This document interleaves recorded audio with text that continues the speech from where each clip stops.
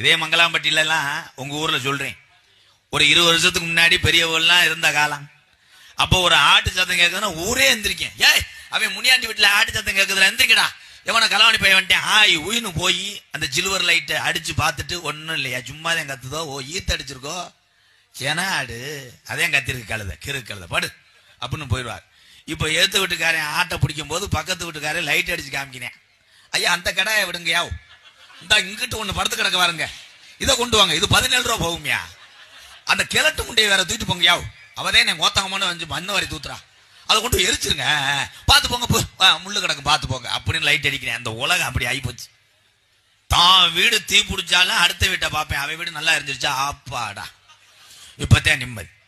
இந்த உலகம் அப்படி இருக்கு. இன்னைக்கு ஒண்ணு சொல்றேன் அண்ணே, நீங்க அந்த தெம்பு அந்த ரத்தம் உள்ள வரைக்கும் நீங்க ஓடிக்கிட்டே இருக்கணும்.